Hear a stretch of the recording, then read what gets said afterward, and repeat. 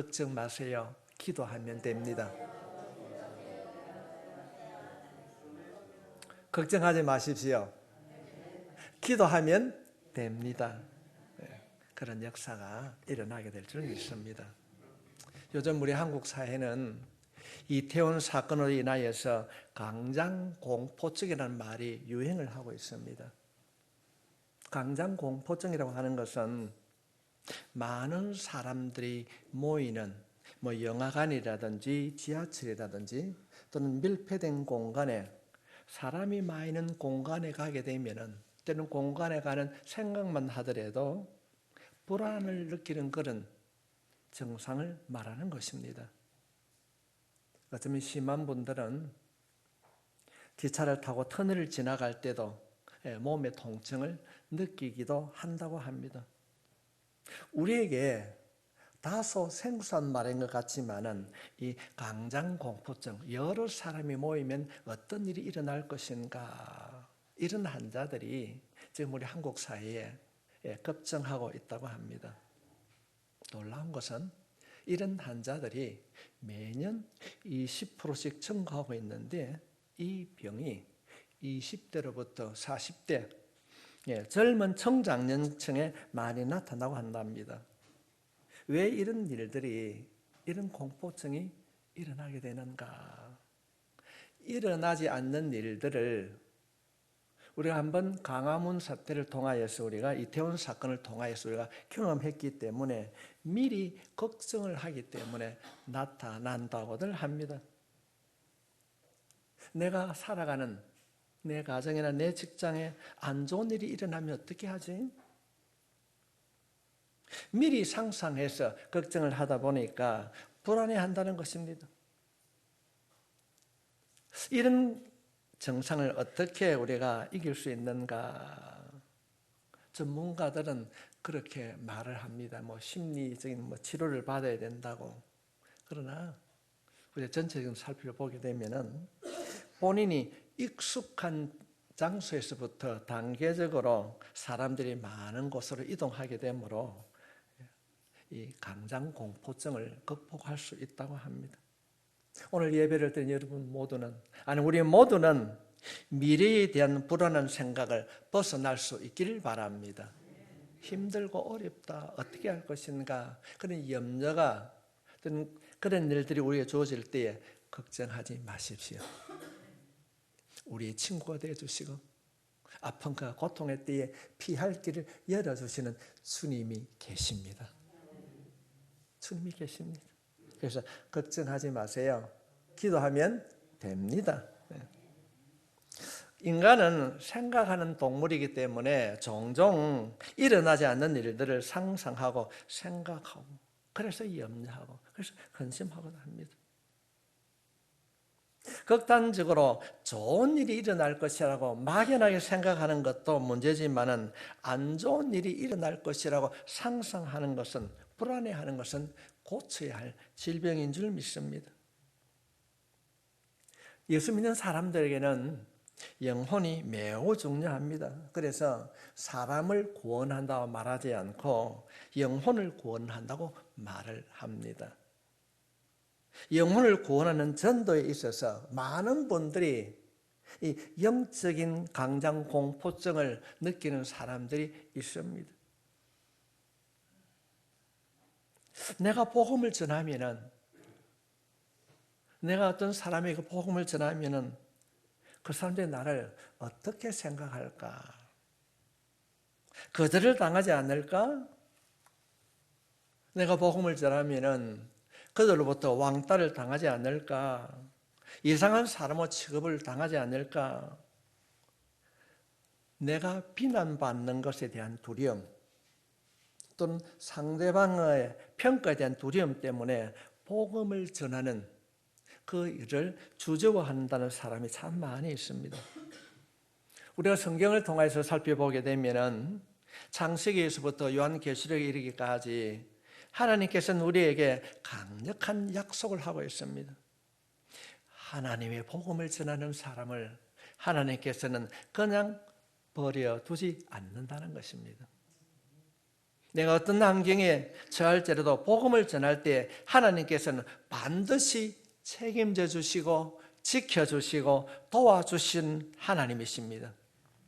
그 많은 사건들 가운데에 오늘 우리가 살펴보는 예레미야 선지자 이야기를 통하여서 영적인 강장 공포증으로부터 해방되어서 하나님의 도구로 우리 모두가 쓰임받을 수 있길 바랍니다. 예레미야 선지자는 아나돗이라고 하는 도시 제사장의 아들로 태어났습니다. 요즘 말로 하면 태어나서 보니까 아버지가 목사님이십니다. 이 아나돗이라고 하는 이 지명은 유대 땅이지만 유대인들에게는 별로 한정받지 못한 땅입니다.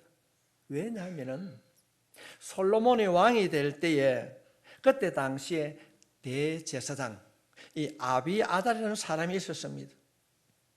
이 아비아달 제사장이 솔로몬이 왕이 되는 것을 반대했다가 이제 솔로몬이 왕이 되니까 이 아비아달 제사장이 해임이 되었습니다. 그래서 다윗과 솔로몬 왕조에서는 이곳 아나돗이 버려진 곳이었습니다. 솔로몬 왕가의 반정서적인 곳, 우리말로 하면은 야성이 강한 도시였습니다. 정권에 쓴소리를 많이 하고 그래서 정부로부터 여러 가지 불이익을 받는 지역이었습니다. 이곳에서 예레미야 선지자가 태어났습니다. 그런데 그곳에 살다 보니 항상 정권에 대하여서 야성이 강한 소리, 바른 소리를 많이 했습니다. 예레미야가 20살 되던 때에 하나님께서는 이 예레미야를 선지자로 불렀습니다. 그런데 하나님께서는 예레미야에게 주시는 이 말씀이 사람들이 원하는 거는 너무나도 반대되는 말씀을 계속 주시는 것입니다. 대표적인 것이 하나님께서 예레미야를 통하여서 예레미야야, 너는 만나는 모든 사람들에게 유다 나라가 바벨론의 포로가 되어야 된다. 바벨론의 포로가 되어야 너가 돌아올 수 있다. 이 이야기를 예레미야 선지자는 하나님으로부터 받고 전합니다. 그런데 그때 당시에 정권을 잡고 있는 왕가 사람들은 예레미야 선지자가 하는 이야기가 매우 듣기 싫고 거부했습니다. 그들은 바벨론의 포로로 들어가는 것이 아니라 당시에 정치를 하고 정권을 잡았던 사람들은 이집트를 원했습니다. 지금 나라가 위태로워서 지금 우리가 바벨론 포로가 되어야만이 우리가 살 수 있습니다. 하나님께서 나에게 그런 말씀을 주셨습니다. 예레미야가 아무리 외쳐도 그때 당시 주류 세력들 듣질 않습니다. 결혼도 하지 않는 사람이 선지자로서 말씀을 선포할 때에 사람들이 그를 인정하지 않았습니다. 모두가 다 왕따를 시켰어요. 가까이 하기를 싫어했습니다. 예레미야가 제일 힘든 부분이 바로 이것이었습니다. 사람들로부터 외면을 당하고 인정을 받지 못했습니다. 그런데도 하나님께서는 그 길을 계속 걸어가라고 그 말씀을 선포하라고 하시는 것입니다. 그런데 듣는 사람들, 유다 백성들은 다 싫어하는 거예요. 야, 너 얘기는 듣기 싫어. 우리는 애굽으로 갈 거야. 그런 얘기 하게 됩니다. 너무 힘들어서 예레미야가 하나님께 탄원을 합니다. 하나님, 내 못하겠어요. 백성들이 내 말을 듣지 않습니다. 하나님께 탈언을 하면 할수록 하나님께서는 더 강력한 말씀으로 예레미야야, 너는 그 길을 걸어가야 되는 거야. 너가 가는 길이 옳은 길이야. 모든 사람에게 우리가 지금 바벨론의 포로가 되어야 됩니다고 얘기했을 때에 사람들이 다 예레미야 말씀을 듣지 않습니다. 하나님께서는 유다 백성들이 바벨론 포로가 되어야 된다고 말씀을 전하는데 사람들은 자신의 말을 듣지 않습니다. 이러지도 못하고 저러지 못할 때에 예레미야가 통곡하면서 울었습니다. 내가 전하는 것은 하나님께서 나에게 주신 말씀입니다. 우리는 바벨론으로 들어가야 우리가 포로가 되어야 살아날 수 있습니다. 그런데 사람들을 믿지 않습니다. 애굽으로 가는 거예요. 그럴 때 예레미야가 할 수 있는 것은 한 가지였습니다. 울었어요. 얼마나 많이 울었는지 후대 사람들이, 우리들도 그래 합니다. 예레미야 선지자 하면은 눈물의 선지자라 그렇게 말합니다. 하나님의 말씀을 선포할 때 듣지 않는 유다 백성들의 그 사이에서 너무 답답하고 너무 힘이 들어서 눈물로 기도했던 예레미야 선지자입니다. 그렇게 힘들어 살아가는, 그렇게 말씀을 전한 그때에 예수님 오시기 주전 597년에 요시야의 세 번째 아들 시드기야가 왕이 되었어요. 그때 당시에 중동에는 두 나라가 패권 다툼을 하고 있었습니다. 하나는 유다 백성들이 선호한 애굽, 이집트였고, 하나는 예레미야 선지자가 말하는 바벨론이었습니다. 두 나라가 서로 패권을 차지하려고 치열할 때 일어난 일들입니다.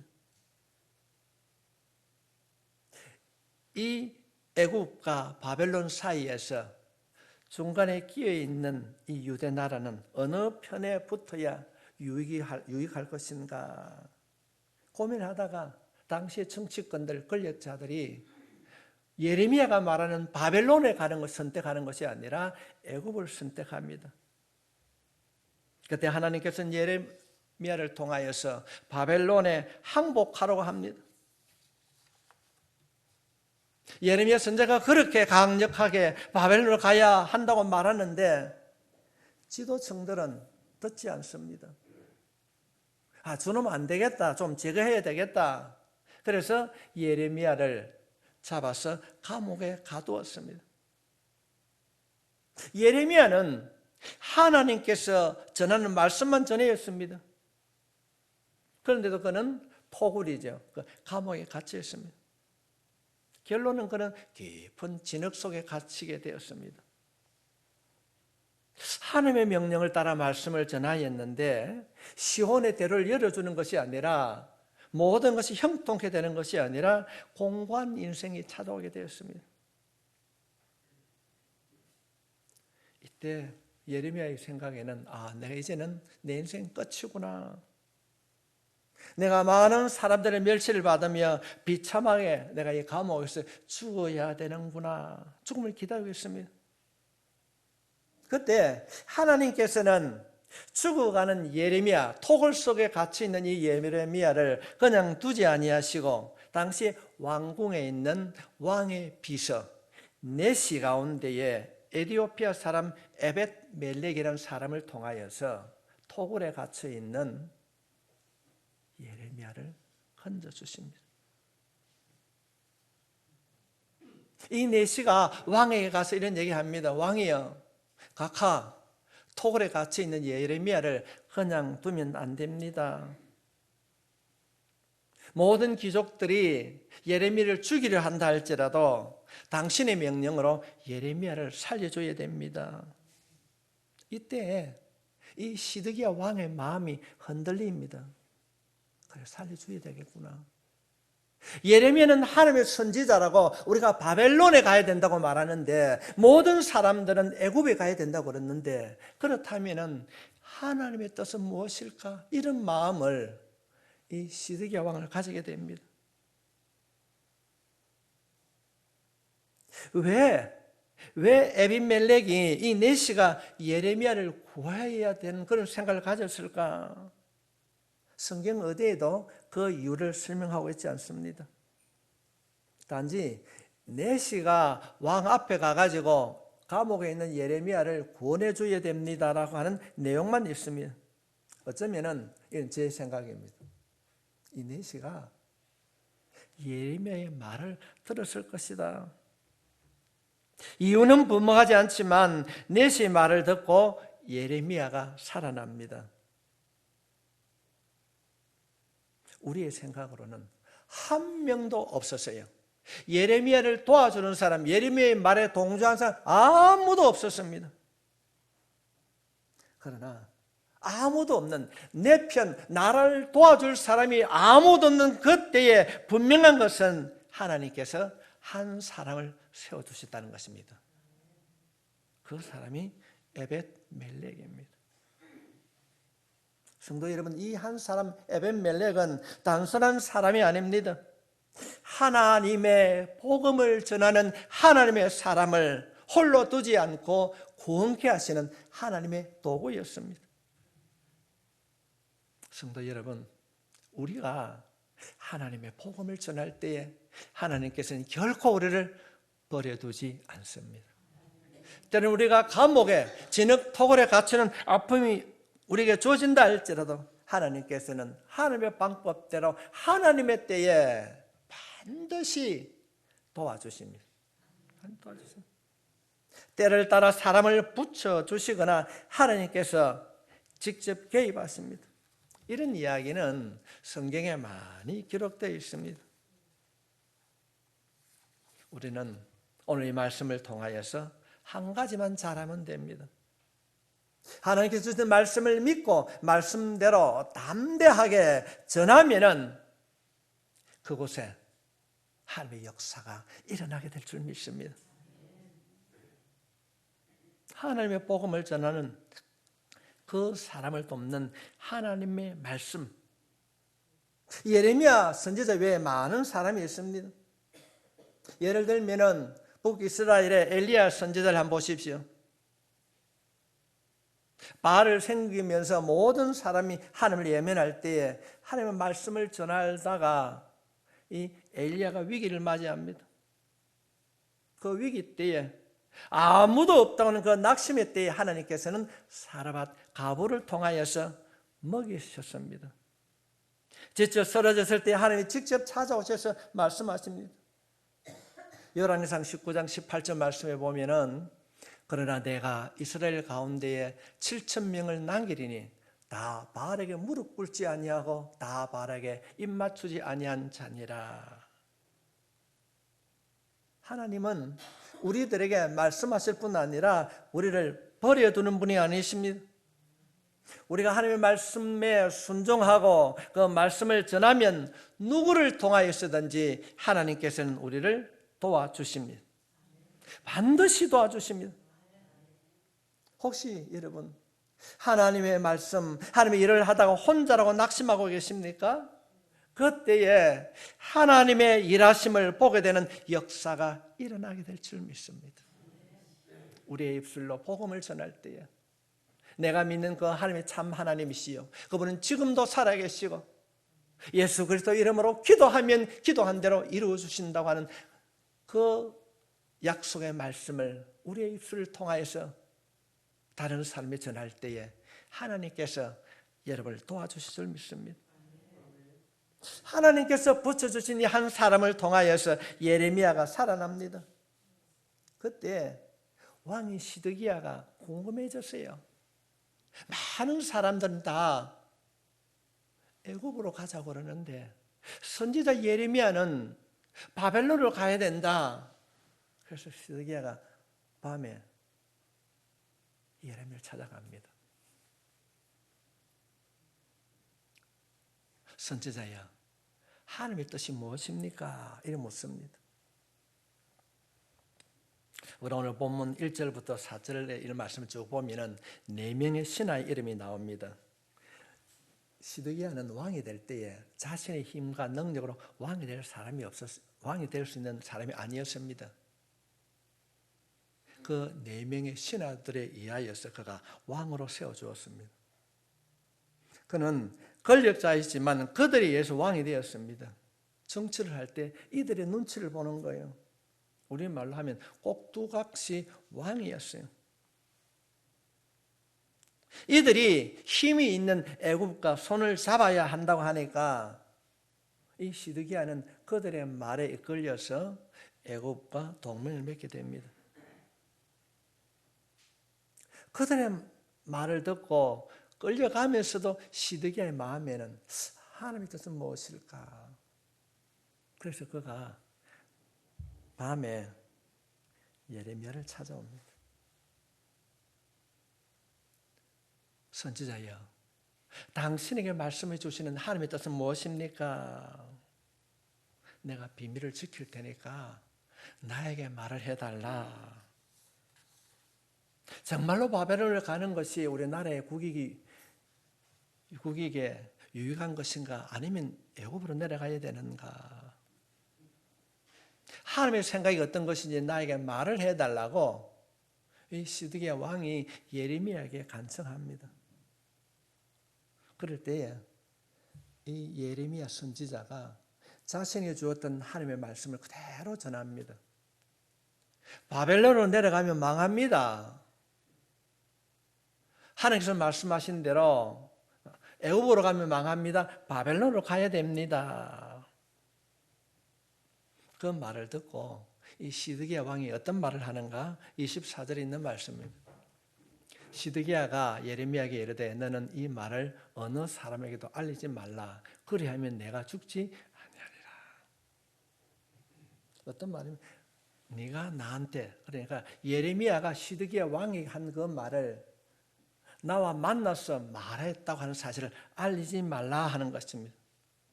만약 당신과 내가 예레미야와 시드기야 왕이 말한 이 내용이 바깥으로 알려지면은 당신은 죽을 것이다. 그런 얘기하게 돼요. 말하지 마라. 또 한편 생각하면은 예레미야가 말하는 그 말을 이 시드기야 왕이 받아들일 수 없다는 것입니다. 우리가 오늘 여기서 한 가지 깨닫게 되는 것은 우리가 신앙생활을 하면서 딜레마가 있을 수 있습니다. 사람들은 보편적으로 내기에 달콤한 이야기만을 듣고 싶어 합니다. 우리 모두가 기도하고 설교를 듣습니다. 우리가 설교를 듣고 기도하고 응답받고 싶어 하는데 열매가 무엇인가 하면은 내가 듣고 싶어 하는 말, 내가 생각하는 것이 응답으로 이루어지길 원한다는 것입니다. 만약에 하나님께서 여러분들이 듣고 싶은 것을 말하지 않고 반대되는 이야기를 한다면 어떻게 하시겠습니까? 하나님은 반드시 우리 기도에 응답해 주십니다. 그런데 응답의 조건이 있습니다. 기도해야 됩니다. 그럼 우리가 기도의 자리에 앉을 때 그냥 기도하는 것이 아니라 우리 안에 있는 세속적인 모든 것을 내려놓는 회개의 기도가 선행되어야 될 줄 믿습니다. 우리 작은 시험에도 응답해 주신 그 하나님 앞에 우리의 연약함이 있는 그대로 내려놓을 때에 하나님께서는 응답해 주실 줄 믿습니다. 그런데도 우리는 내려놓기보다는 우리 자신의 연약함과 부족한 부분을 주님 앞에 쏟아넣고 주의 보혈로 씻음받고 고침받기보다는 내가 얻고자 하는 마음이 너무 앞서기 때문에 회개하지 않습니다. 하나님의 뜻이 무엇입니까? 하나님, 내가 어떻게 하면은 하나님의 사람으로 정직하고 진실하게 살아갈 수 있습니까? 이 통회하는 기도가 없는 거예요. 오늘날 왜 한국 교회가, 왜 예수 믿는 사람들이 세상 사람들에게 지탄을 받고 멸시와 손가락질을 받고 있습니까? 저는 개인적으로 진실하지 않기 때문에 그렇습니다. 목사님들이 말씀을 선포하면서도 정직하지 못한 거예요. 진실하지 못한 거예요. 그래서 사람들이, 특별히 우리가 코로나를 겪으면서 대면 예배가 제한될 때에 인터넷 방송을 통하여서 말씀을 듣게 되다 보니까 자신이 좋아하는 말씀만 듣는 거예요. 이 교회 이 말씀은, 이 목사의 말씀은 좋더라. 자신이 듣고 싶어하고 선호하는 말씀을 선택해서 듣는 경우가 많아졌습니다.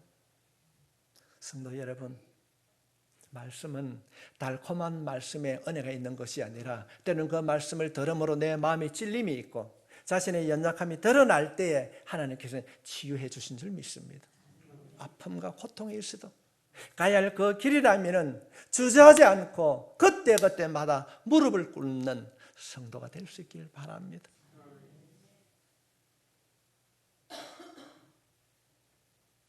말씀을 전할 때에 저는 거제도에서 생활 쭉 해왔기 때문에 때로는 투박합니다. 불편할 수 있습니다. 그러나 저의 고민은 한 가지입니다. 어떻게 하면은 하나님께서 주신 말씀을 있는 그대로 전할 것인가?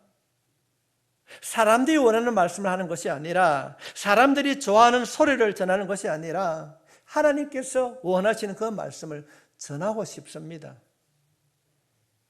그런데 이제 시간이 얼마 안 남은 것 같아요. 하나님께서는 우리가 듣고 싶은 이야기만 하는 분이 아니라 때로는 우리들에게 아픔이 있지만은, 듣기가 거북하지만은 하나님께서는 그 말씀 듣기를 원하십니다. 우리가 하나님의 소리에 귀를 기울이고 혹시 내가 기대하는 소리와 다를지라도 하나님의 소리에 무릎을 꿇는다면은 능력의 하나님께서 그 능력으로 여러분을 덮어주실 줄 믿습니다. 왕이 예레미야의 말을 듣고 아무에게도 말하지 말라. 시드기야 왕의 한계가 무엇입니까? 그는 들었어요. 하나님의 음성을 예레미야 선지자를 통하여서 들었습니다. 그는 거기까지입니다. 우리가 하나님의 말씀을 듣는 것까지는 잘 압니다. 교회 예배의 자리까지는 잘 나옵니다. 문제는 그 이후입니다. 시드기야 왕이 아무도 몰래 선지자를 찾아와서 하나님의 뜻이 무엇인가를 물었고 들었습니다. 그렇다면 그가 묻고 들었다면 그 말씀대로 실천해야 합니다. 그러나 시드기야 왕은 그 말씀을 들었지만은 주변에 힘 있는 사람들의 그들을 의식해 가지고 이집트를 선택합니다. 그러나 성경은 이 사건 이후에 1년 6개월 뒤에 바벨론이 이집트를 침공해서 멸망시킵니다. 예루살렘이 전부 불타고 시드기야 왕 두 아들은 죽음을 당하고 시드기야 왕은 두 눈이 뽑혔다고 성경은 기록하고 있습니다. 처참하게 붙잡혀가는 것으로 끝나고 있습니다. 하나님의 말씀을 들었던 이 예레미야도 들었습니다. 시드기야 왕도 들었고 예레미야도 들었습니다. 듣는 것으로 끝난 시드기야 왕은 처참하게 아들이 죽고 포로로 끌려갔지만은 하나님의 말씀을 듣고 믿는 대로 들은 대로 실천한 이 예레미야는 바벨론의 침공을 받고 그는 자유의 몸이 되었습니다. 그는 자신의 고향으로 돌아가 백성들에게 하나님의 말씀을 전하면서 노년에 행복한 삶으로 마쳤습니다. 성도 여러분, 예레미야도 시드기야 왕도 둘 다 하나님의 말씀을 들었습니다. 그러나 한 사람은 비참한 최후를 맞이했고 한 사람은 아름다운 노후를 맞이했습니다. 이유는 무엇입니까?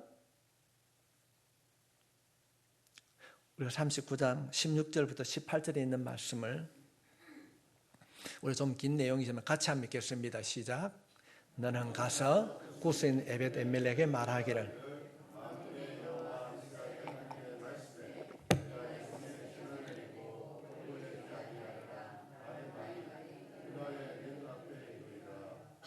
여호와의 말씀이니라. 내가 그 날에 너를 구원하리니 내가 그 두려운 사람들 손에 넘기지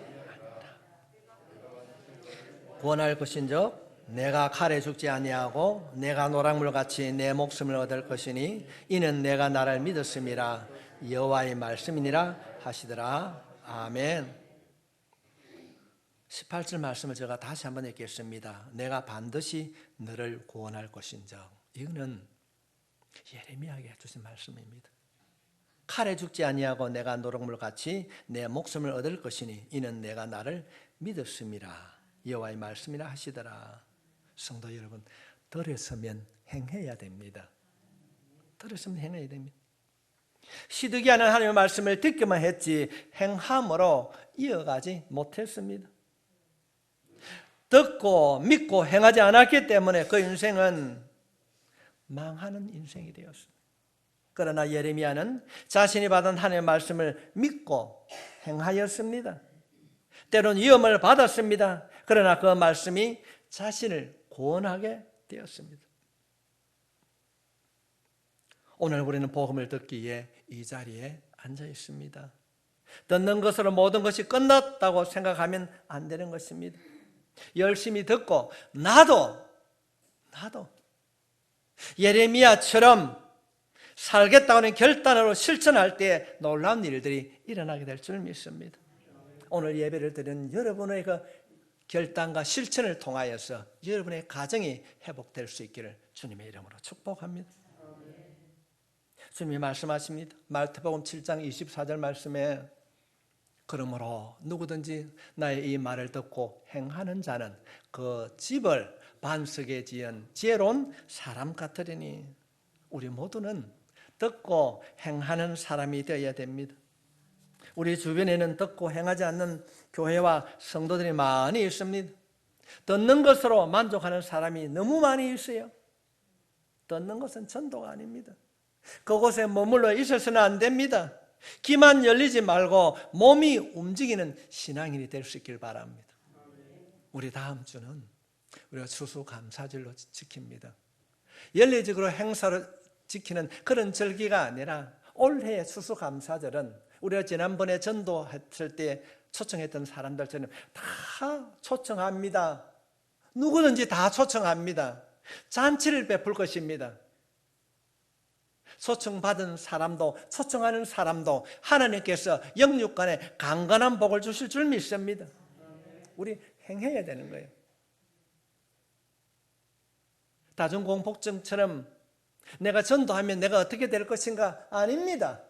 말씀에 순종하면 놀라운 결과로 하나님께서 채워주실 줄 믿습니다. 오늘 이 시대의 하나님은 다수의 많은 사람들의 그 시드기야 왕 주변에 권력자를 원하는 것이 아니라 혼자이지만은 예레미야처럼 말씀을 듣고 그 말씀을 가감없이 전하고 실천하는 그런 예레미야와 같은 사람이 필요합니다. 그렇게 사는 사람을 하나님께서는 절대로 버려두지 않습니다. 누구를 통하여서든지 그렇게 사는 사람을 하나님께서는 지켜주실 줄 믿습니다. 복 주실 줄 믿습니다. 하나님의 뜻대로 살아가는 자를 하나님께서는 지켜주십니다. 하나님께서는 사람을 통하여서 때로는 직접 개입하셔서 그 사람을 지키시고 보호하시는 하나님이십니다. 우리의 인생은 다수의 힘 있는 사람에 의해서 자기 생각으로 하나님의 말씀을 듣는 사람이 아니라 하나님의 말씀을 있는 그대로 말씀대로 듣고 행동하는 예레미야와 같은 인생이 우리 모두의 인생이 될 수 있기를 바랍니다. 세상이 커 보이지만은 하나님의 말씀이 세상을 지배하고 있음을 기억하시고 담대하게 하나님의 말씀을 전하는 이 시대에 예레미야와 같은 성도 될 수 있기를 주의 이름으로 축복합니다.